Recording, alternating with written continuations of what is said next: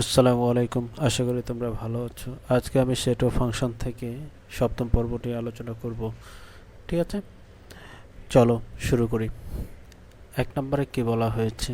এক নম্বর বলা হয়েছে এ একটা সেট দেওয়া আছে এ বি সি ডি এবং সেটের উপসেট সংখ্যা নির্ণয় করতে বলছে। আমরা জানি সেটের উপসেট নির্ণয়ের সূত্রটা হচ্ছে 2n। এনটা এখানে কি উপাদান সংখ্যা। তাহলে এ সেটের উপাদান সংখ্যা কয়টা রয়েছে? এখানে এ সেটের উপাদান রয়েছে একটা, দুটা, তিনটা, চারটা। তাহলে 2 এর উপর 4 ইকুয়াল টু কত? 16। তাহলে একের অ্যান্সার আমাদের হচ্ছে ক। দুই নম্বরে দেখি, দুই নম্বরে কি বলা হয়েছে? এ ও বি দুটি নিচ্ছেদ সেট। নিচ্ছেদ সেট হলে এ ইন্টারসেকশন বি এর মান কোনটি? আমরা জানি নিচ্ছেদ সেট কাকে বলে, যে এ ইন্টারসেকশন বি, ঠিক আছে, ইকুয়াল টু ফাঁকা। অর্থাৎ তাহলে এইটার নিচ্ছেদ সেটের মান কি হবে? ফাঁকা। তাহলে 2 এর অ্যান্সার কত? গ নম্বর। এবার 3 নম্বরে দেখো, 3 নম্বরে বলা হয়েছে যে বি একটা সেট এবং 9 এর গণিতক।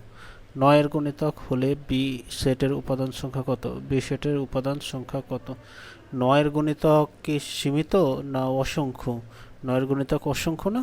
যেমন 9, তারপর 18, 27, এরকম আমাদের 9 দ্বারা যতকে গুণ করা যাবে, ঠিক আছে, যে সকল গুণ করি না কেন, 9 দ্বারা যে সকল সংখ্যাকে গুণ করি না কেন সেগুলো হচ্ছে 9 এর গুণিতক। তাহলে আমাদের 3 হবে ঘ, অসংখ্য। ঠিক আছে, আশা করি তোমরা বুঝছো। চলো এবার 4 নম্বরে দেখি। 4 নম্বরে কি বলা হয়েছে? যে কোনো সেটের সদস্যের সংখ্যা, কোনো সেটের সদস্যের সংখ্যা n হলে তার প্রকৃত উপসেটের সংখ্যা কত? আমরা জানি উপসেটের সংখ্যা নির্ণয়ের সূত্র হচ্ছে 2n, আর প্রকৃত উপসেটের সংখ্যা নির্ণয়ের সূত্রটা কি? 2n, অর্থাৎ উপসেট থেকে একটা কম। ঠিক আছে, তাহলে আমাদের 4 এর অ্যান্সার খ। এবার আমরা 5 নম্বর দেখো। 5 নম্বরে বলা হয়েছে ইউ একটা সেট যেখানে 1 2 3 4 5 এবং এ ইকুয়াল টু 1 3 5। তাহলে আমাদের কি বের করতে বলা হয়েছে? এ পূরক। এ পূরক মানে কি স্যার? এ পূরক মানে হচ্ছে ইউ থেকে এ বাদ। তাহলে এ এর উপাদান কি কি রয়েছে? সে সকল উপাদানগুলো বাদ যাবে। ইউ এর মধ্যে থেকে 1 রয়েছে, 3 রয়েছে, 5 রয়েছে। তাহলে 1 3 5 আমরা ইউ থেকে বাদ দিয়ে দেবো। তাহলে এটা বাদ, এটা বাদ এবং 5 বাদ। তাহলে কি কি থাকলো? 2 এবং 4। তাহলে 5 এর অ্যান্সার হচ্ছে ঘ। এবার 6 নম্বর দেখো। 6 নম্বরে বলা হচ্ছে যে x বিলংস টু n এবং x হচ্ছে 6 এর গুণনীয়ক। কার গুণনীয়ক? 6 এর গুণনীয়ক। এই ক্ষেত্রে নিচের কোনটি সঠিক? 6 এর গুণনীয়ক বলতে কি বোঝায়? 6 কে কি কি সংখ্যা দ্বারা ভাগ যায়? ঠিক আছে, তাহলে 1 গুণ 6 দ্বারা যায়, 2 গুণ 3 দ্বারা যায়, আর কি কোনো সংখ্যা দ্বারা ভাগ যায়? যায় না। তাহলে আমাদের 6 এর গুণনীয়ক কত কত হচ্ছে? 1 2 3 এবং 6। 1 2 3 6। তাহলে 6 এর আমাদের অ্যান্সার হলো ক নাম্বার।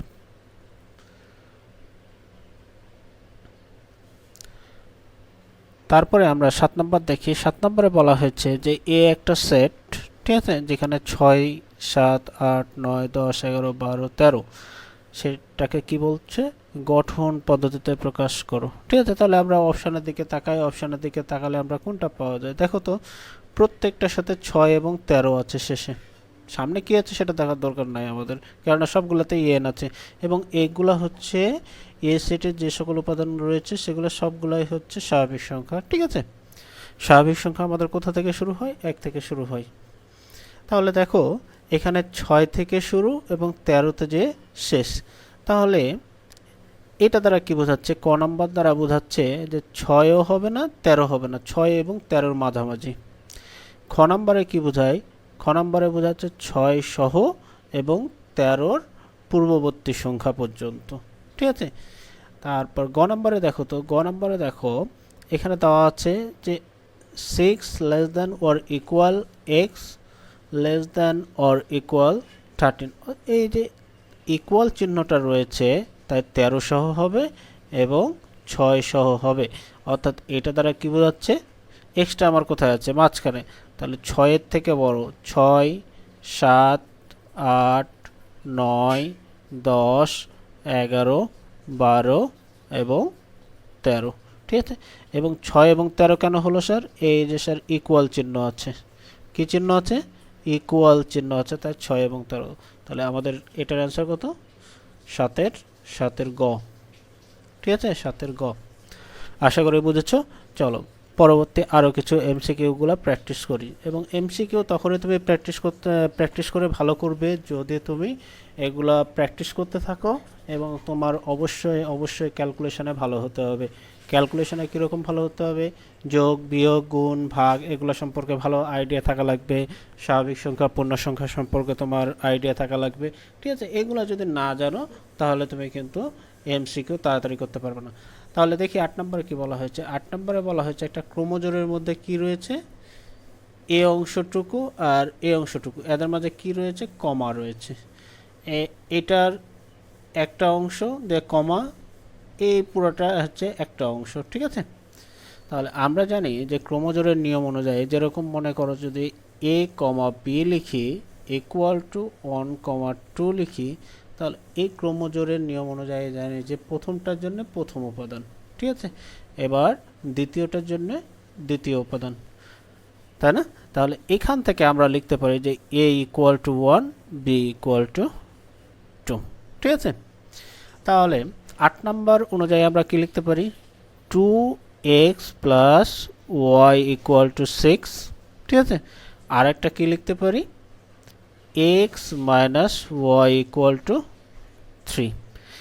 2b ইকুয়াল টু 2 লিখাও যা, 2 ইকুয়াল টু b লিখাও তা, তাই না? তাহলে এখান থেকে আমরা এই দুটো সমীকরণ পেলাম, তাই না? 2x plus Y equal to 6, আর একটা সমীকরণ পেলাম x minus Y equal to 3। এখন আমাদের বলা হয়েছে যে 8 এর কোন উত্তরগুলো হবে, 8 এর কোন উত্তরগুলো হবে। তাহলে আমরা অপশন টেস্ট করি। অপশন 0, অর্থাৎ ক নম্বর যদি আমি অপশন দিই তাহলে কি x এর মান হচ্ছে 0 এবং y এর মান হচ্ছে 3।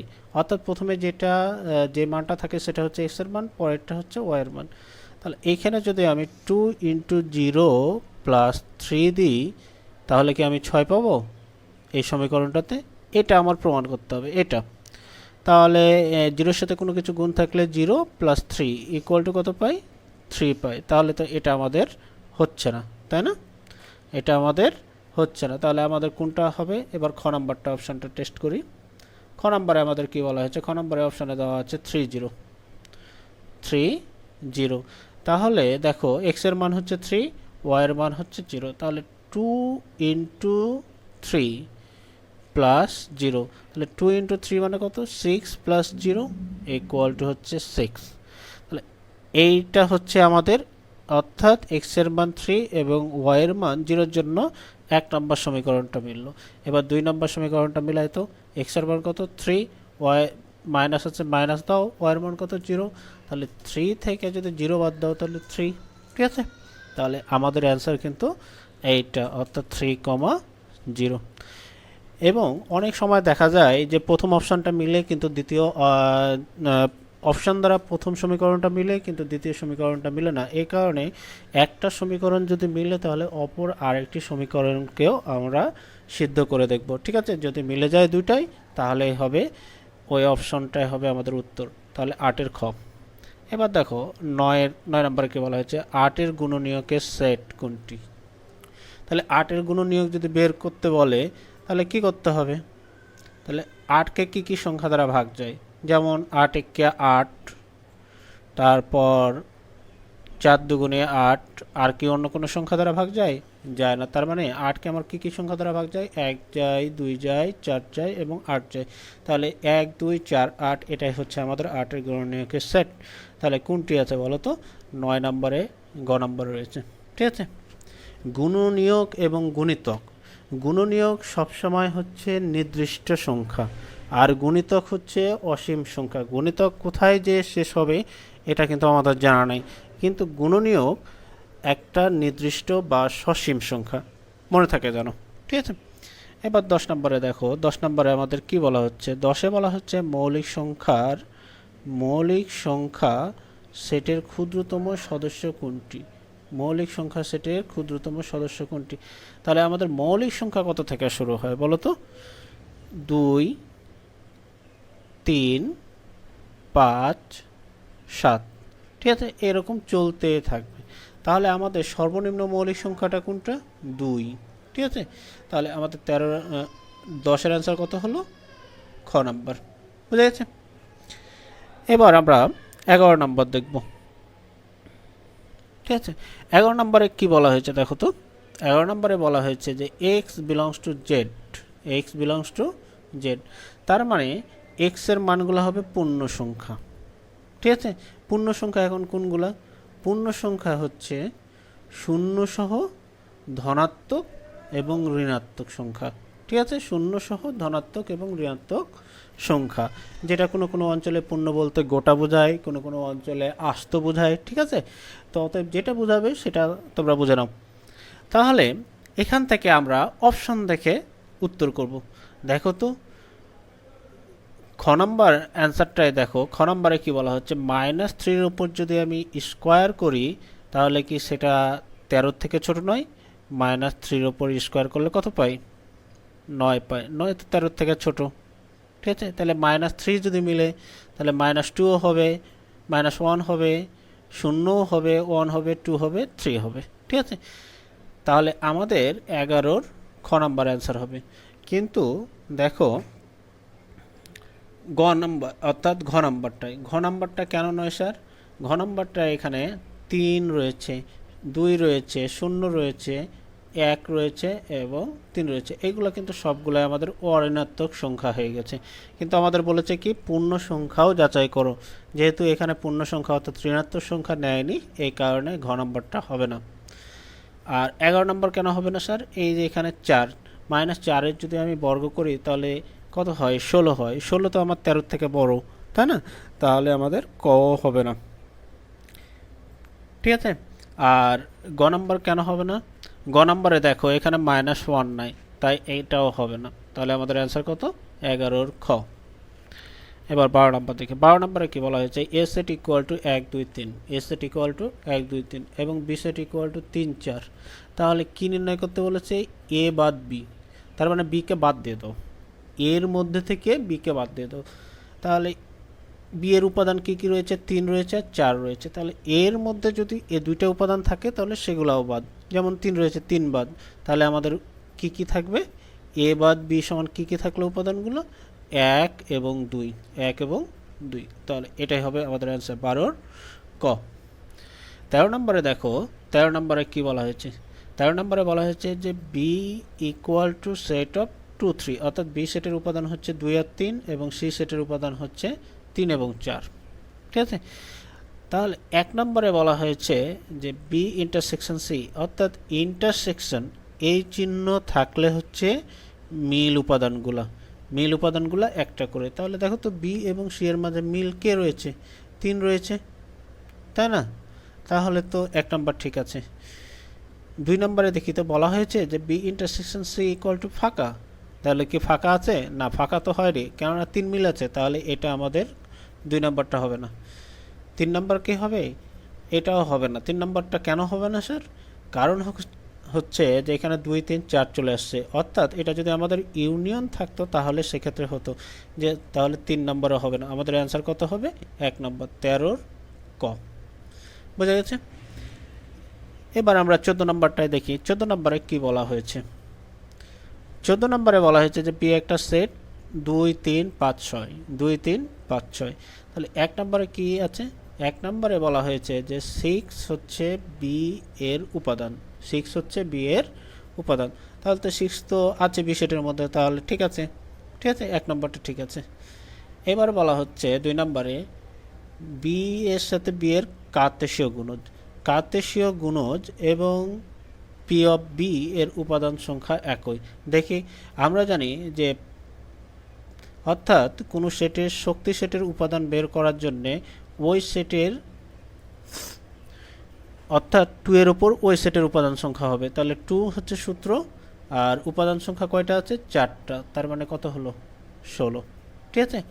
এবার বলা হয়েছে যে বি ক্রস বি এর উপাদান সংখ্যা কত?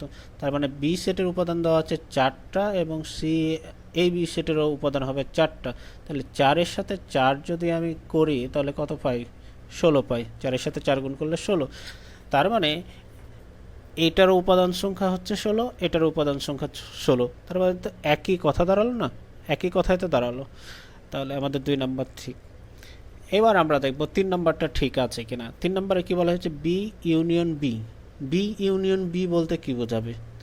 বি ইউনিয়ন বি অর্থাৎ বি সেটের উপাদানগুলো কি রয়েছে, 2 3 5 6, 2 3 5 6, ইউনিয়ন আবার ফের কি 2 3 5 6 হবে, আবার কি হবে 2 3 5 6, তাহলে 2 3 5 এবং 6, ঠিক আছে। তাহলে যেহেতু ইউনিয়ন রয়েছে তাহলে কি হবে, আমাদের সব উপাদানগুলো হবে। সব উপাদান কি কি রয়েছে, 2 3 5 6, 2 3 5 6। তাহলে তারপর দেখো এবার হচ্ছে বি ইন্টারসেকশন বি। এবার কি করতে হবে, বি ইন্টারসেকশন বি, তার মানে বি ইন্টারসেকশন বি, তাহলে তাদের কমন উপাদানগুলো অর্থাৎ বি এবং বি এর কমন উপাদান কি কি হবে, ওই 2 3 5 6, 2 3 5 6, ঠিক আছে। তাহলে এটা বিয়োগ বলা হয়েছে যে ওটা 2 3 5 6, তাহলে আমার বাদ মানে কি, এটা তো বাদ, তাহলে 2 3 5 6 বাদ, 2 3 5 6 তো বাদ, এখানেও আছে 5 6 বাদ, তার মানে কোনো কিছু কি থাকে না, থাকে না। তাহলে আমাদের 1 2 3টা অ্যান্সার হবে। দেখি 14 নম্বরে আমাদের কত রয়েছে, কি কি অ্যান্সার রয়েছে, কি কি বলা হয়েছে। হ্যাঁ, তাহলে 14 ঘ, ঠিক আছে, 14 ঘ বুঝা গেছে। দেখি 15 নম্বরে কি বলা হয়েছে যে এ সেট রয়েছে, এ সেটের উপাদান রয়েছে এ বি এবং বি সেটের উপাদান রয়েছে সি ডি, ঠিক আছে। তাহলে A intersection B, A intersection B মানে কি, তাদের কমন উপাদানগুলো বলা হয়েছে। এখানে কি কোনো কমন উপাদান আছে, কমন উপাদান নেই। তাহলে কমন উপাদান যদি না থাকে তাহলে সেটা একটা ফাঁকা সেট। আর একটা কি বলা হয়েছে যে এ ইন্টারসেকশন বি, অর্থাৎ এ ইন্টারসেকশন বি সমান যদি ফাঁকা হয় তাহলে সেটা কি সেট হয়, নিশ্চিত সেট হয়, ঠিক আছে। তাহলে আমাদের অ্যান্সার কত হলো, 15 খ, 15 খ। এবার আমরা দেখব 16 নম্বর। 16 নম্বরে কি বলা হয়েছে, 16 নম্বরে একটা উদ্দীপক দেওয়া রয়েছে, এ সমান দেওয়া হচ্ছে 6 7 8 9 10 11 12 13। এখন বলা হয়েছে যে এ সেট এর গঠন পদ্ধতিতে প্রকাশ করো। এ সেটের গঠন পদ্ধতিতে প্রকাশ করলে হবে কি, ঘ নম্বর 16 ঘ। কেন, দেখো 6 আমার ইকুয়াল চিহ্ন রয়েছে, 13তেও আমার ইকুয়াল চিহ্ন রয়েছে, তার মানে এটাই হবে আমাদের অ্যান্সার। এবার 17 নম্বরে দেখো, 17 নম্বরে কি বলা হচ্ছে, বৃহত্তম জোড় সংখ্যাটির গুণনীয়কের সেট কোনটি, বৃহত্তম জোড় সংখ্যাটির গুণনীয়কের সেট কোনটি। তাহলে এখানে আমার জোড় সংখ্যা রয়েছে কত, শেষ অঙ্কটা দেখবো, এটা 3, এটা 6, তার মানে এটা তো বিজোড় হয়ে গেল, এটা হবে না, এটা হবে না। এবার 6 রয়েছে একটাতে আর একটা 12 রয়েছে, তাহলে 6 আর 12-এর মধ্যে বড়কে 12 বড়, তাহলে আমাদের গ নাম্বারটা হবে না, 12টাই হবে আমাদের গুণনীয়কের সেট। এখানে দেখো 3-এর পর একটা কমা হবে, 3-এর পর একটা কমা হবে, অর্থাৎ 1 2 3 4 6 এবং 12, ঠিক আছে। তাহলে 17 আমাদের কত হলো, 17 ঘ। এবার 18 নম্বরে দেখো, 18 নম্বরে কি বলা হয়েছে, এফ এফ সমান হচ্ছে একটা সেট গঠন পদ্ধতিতে রয়েছে, এক্সটা কি হবে, মৌলিক সংখ্যা হবে এবং যে মৌলিক সংখ্যাগুলো 15 থেকে ছোট হবে, ঠিক আছে, 15 থেকে ছোট হবে। তাহলে মৌলিক সংখ্যা কি কি রয়েছে আমার, 2 3, তারপর 5 7, তারপর 11 এবং 13। এগুলা কি আমার 15 থেকে ছোট নয়, অর্থাৎ এগুলো হচ্ছে আমার প্রত্যেকে 15 থেকে ছোট, 15 থেকে ছোট হলে এই সংখ্যাগুলো হবে। তাহলে আমার কয়টা উপাদান পেলাম, 1টা 2টা 3টা 4টা 5টা 6টা, ঠিক আছে। তাহলে আমাদের 18 অ্যান্সার কত, 6। কি বলা হয়েছে, এফ সেটের উপাদান সংখ্যা কয়টি, তাহলে 6টি। এবং 19 নম্বরে বলা হয়েছে যে সেটটি কোন ধরনের সেট, সেটটি আমার দেখো তো গণনা করা যাচ্ছে না, গণনা তো করা যাচ্ছে, তাহলে 6টা তো গণনা করা যায়, যদি গণনা করা যায় তাহলে সেটা হবে আমাদের কি সেট বলো তো, সসীম সেট। কি হবে, সসীম সেট। আশা করি তোমরা বুঝতে পেরেছো। যদি কোনো কিছু বুঝতে না পেরে থাকো এখান থেকে তাহলে অবশ্যই কমেন্ট করবে এবং আমি উত্তর দেওয়ার চেষ্টা করব, ঠিক আছে। পরবর্তী ভিডিও পেতে লাইক এবং কমেন্ট করে পাশে থাকবা, ঠিক আছে। আজকে এ পর্যন্তই, সবাইকে ধন্যবাদ, আসসালামু আলাইকুম।